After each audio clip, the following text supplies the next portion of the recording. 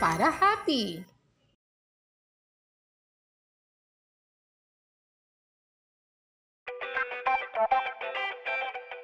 Assalamualaikum, buenos dias, maayong adlaw, happy Isabela! Ito ang inyong lingkod, Kristen Lim, at makakasama ninyo ako sa panibagong episode ng Healthy para Happy. Dito lamang yan sa Isa TV, your only island TV channel. Isang masiglang araw mga Isabelenyo. Sa panibagong episode ng Healthy para Happy, samahan niyo kami sa pagbisita sa isang makabuluhang aktibidad na naglalayong protektahan ang kalusugan ng ating mga munting Isabelenyo.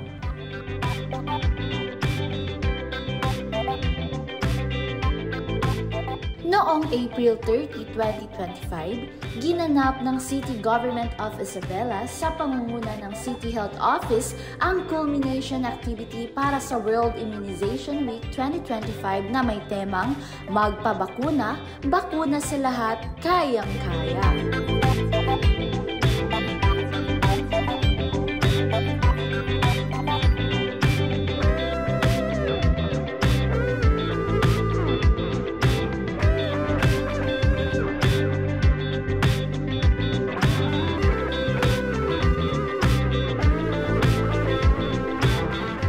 Lamang ito isang selebrasyon, kundi isa ring panawagan para sa mas masigasig na pagpapabakuna ng bawat batang Isabelenyo. Layunin nitong mapataas ang fully immunized child rate na noong nakaraang taon ay nasa 73% pa lamang. Assalamualaikum, ako po si Dr. Rufaida Aunal, Medical Coordinator ng NIP, yung National Immunization Program. Nandito po tayo sa Sumagdang Barangay in celebration of the World Immunization Week. No? Ngayon po, nagbibigay po kami ng mga gift sa mga fully immunized child. No, yung fully immunized child is lahat naman tayo, dinadala yung mga bata natin, yung mga anak natin sa health center para bakunahan. Importante po ito para proteksyon ng mga anak natin laban sa mga sakit. So ang fully immunized child is ilang beses tayo magpunta ng health center up to 1 year old. Tapos fully immunized child siya, meaning protektado siya sa mga vaccine preventable disease. Ang mga vaccine preventable diseases, ito po yung mga tigdas or yung measles or mga sampal, diphtheria, pertussis, polio. Kaya dapat sa lahat ng mga nanay, yung mga wala pang bakuna yung mga anak nila, no, kumpletohin nila, or kung hindi pa nila nababakunahan, pwede po sila magpabakuna kahit late na sa mga health center po. Bisitahin po ang health center for the immunization program natin po. Magandang umaga po sa Zamboanga Peninsula. Ako po si Christy Pueblas Ajijul, ang Nurse Coordinator ng National Immunization Program. Ngayong buwan ng Abril, inaanyayahan po namin kayo para sumabay, makilahok sa ating World Immunization Week celebration na ang theme po natin for this year is Immunization for All is Humanly Possible.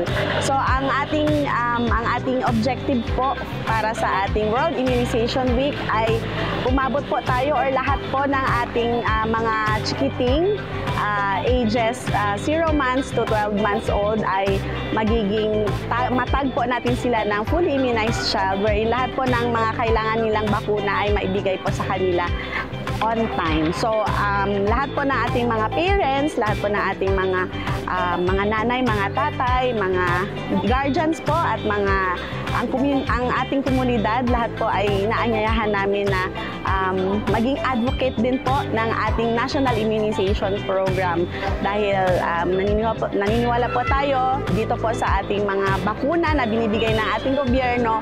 Ito po ay safe, no, epektibo at ito po ay protektado po, nagbibigay ng protection sa ating mga kabataan. So ngayong week po sa huling linggo ng Abril, lahat po tayo sa Zamboanga Peninsula ay nagse-celebrate ng World Immunization Week dito sa ating rehiyon. So maraming salamat po at magandang umaga. Kabilang sa mga panauhing pandangal si Christy Ajijul, Regional Nurse Coordinator ng National Immunization Program, kasama ang mga lokal na lider na kalusugan. Maayong untag, magandang umaga po sa lahat. Assalamualaikum. Ayan, so for this year, yung ating National Immunization Program is celebrating the World Immunization Week, which is yung ating theme for this year ay Immunization for All is Humanly Possible. No? So yun muna yung pag-uusapan natin ngayon. So I would like to share with you that the Department of Health, in collaboration with local government units, your government, the national agencies also, and international partners, meron tayong mga partners natin sa immunization na nagbibigay sa atin ng bakuna, tulad ng UNICEF, sila po yung nagbibigay sa atin ng mga bakuna, yung mga kagamitan natin, even yung mga vaccine carriers na meron tayo dyan, ang World Health Organization, so sila yung tumutulong sa atin. Kasi hindi po sapat yung budget ng Pilipinas para matustusan yung libreng bakuna para sa ating lahat. So this year's campaign highlights the importance of vaccines in protecting lives, especially the children. So pag sinabi natin protecting lives of the children, yung mga bit-bit nyo ngayon, ang ating mga chikiting, ang ating mga anak, pamangkin, ako, as guardian, 0 months to 12 months old para makatungtong siya or makuha niya yung kanyang full protection. Sabihin lahat yung mga kailangan niyang mga bakuna na kailangan niyang makuha within 1 year ay nakuha niya. Nang libre. Wala pong bayad. Tama ba? Yes? Yes. So ano ba yung mga target ng mga disease? Sabi kanina ni Mayor Dada, yung mga vaccine preventable diseases para maiwasan daw po yung mga vaccine preventable diseases. So ano ba ito? Mga sakit na ito or mga diseases na pwede maprotektahan ang ating mga anak. Okay? So number 1, may iwasan or maprotektahan tayo or ang mga bata sa measles or tinatawag natin sa ating layman's term natin ay tiglas. Pangalawa, rubella. Pangatlo, ang polio. So alam naman natin pag ang isang bata ay nagkaroon ng polio, hindi na po yan mapabalik sa normal. So habang bata pa, tulungan natin sila para maprotektahan.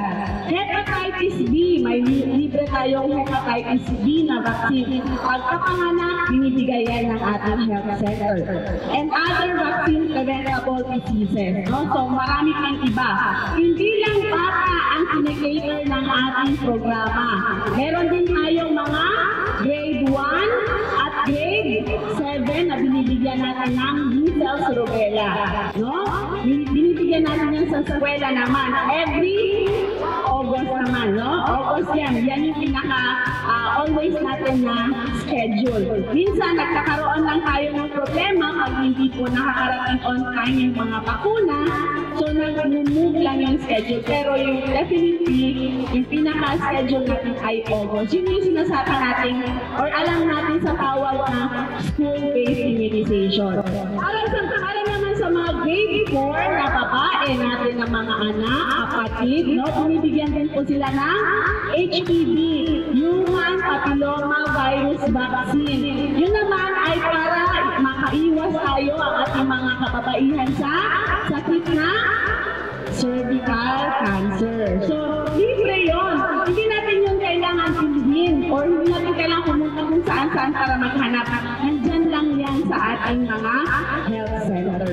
So, yung objective po ng ating immunization, ano po ba ang existence ng immunization sa ating komunidad? Number 1, so itong ating World Immunization Week, kailangan natin i-target or ang ita-target po natin natin dito sa ating community, at least kung hindi man 100%, kasi merong mga hindi taga dito, may mga nagtatrans out, no? Merong mga nagpakasyon lang, merong lumilipat na. So at least 95% ng mga bata napakunahan ng ating vaccines available sa ating mga health center. And then, mag-provide din tayo ng catch-up, no, sa ating mga bata na hindi po natin napigyan o hindi po nakapunta on schedule. So, hindi ibig sabihin hindi po kayo napigyan on schedule or hindi kayo nakapunta on schedule, hindi na po kayo mapipigyan. No? Open po ang ating health centers para sa servisyo na ito. And then lastly, strengthen natin yung multi-sectoral collaboration to ensure immunization for all. No? Multi-sectoral, yun na nga sinasabi natin kanina, hindi po namin kaya mag-isa si DOH na tumayo dito at mag-implement ng immunization para sa lahat. No? So yun po. So again, no, gusto ko namin i-remind or i-inform ang ating community paano ba tayo nakakakuha ng free vaccines. Ayan. Kailangan ba may registration? Kailangan ba may card? Kailangan ba, ano po ba? No? Pinakasimple lang po. Bisitahin natin ang ating mga health centers. Merong mga activities ang immunization. Minsan nagkakaroon ng mga temporary polls. Halimbawa ito ay isang poll, no? Ito ay isang covered court. Minsan nagkakaroon tayo ng mga special campaigns. Hindi na natin kailangan pumunta sa health center dahil sila na po ang nagdadala malapit po sa inyong mga bahay-bahay, no? Mga nearest health centers, pumunta lang po kayo, and the parents and guardians must bring their child's immunization record. No? Magdala tayo ng kanilang record. Kasi paano tayo mag-trace yung health workers natin, mga nurses, midwives natin? Paano nila mag-trace yung saan na ba, ilan na ba na vaccine ang nabigay sa mga bata? Okay? As I end, the Bakunahang Bayan or the Bakunadong Bayan campaign underscores the safety and efficacy of vaccines with a key message, sama-sama para sa kaligtasan, protect every child, protect every future. We urge our parents, our teachers, local leaders, and health workers to support the campaign by ensuring the children receive their vaccines, help disseminate accurate information about the importance of immunization, and participate in community activities to promote vaccine confidence. So ibalik po natin yung kumpiyansa ng ating komunidad sa pagpapakuna. Dahil ang vaccine ay safe, ito ay essential, ito ay libre, essential in building a healthier future for all. So let's work all together to make immunization for all a reality. Bilang tugon, nagtipon-tipon ang mga health workers, mga magulang at iba pang stakeholders para suportahan ang adhikain ng lungsod. Isinabay na rin ang on-site immunization para sa mga sanggol na may nakatakdang bakuna, isang konkretong hakbang para hindi na ipagpaliban ang proteksyon. Nagpadala rin ng mensahe ng suporta si DOH ZPCHD Regional Director Dr. Joshua Brillantes na muling iginiit ang kahalagahan ng kumpleto at napapanahong bakuna para sa kinabukasan ng bawat bata. Nakiisa rin sa okasyon sina Dr. Rufaida Aunal, Christian Montebon at Bernardita Huntukan na buong pusong nagpaalala sa lahat na ang pagbakuna ay hindi lamang para sa proteksyon ng bata, kundi para rin sa kalusugan ng buong komunidad.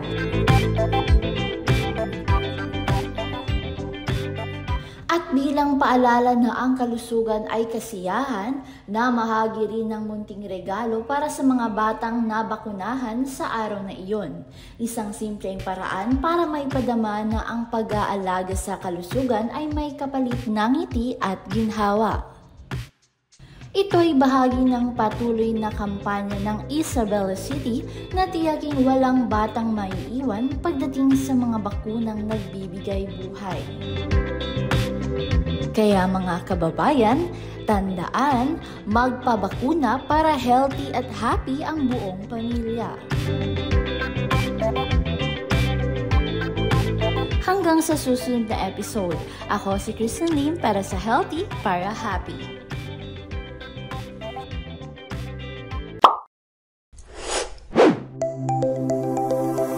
Healthy para happy.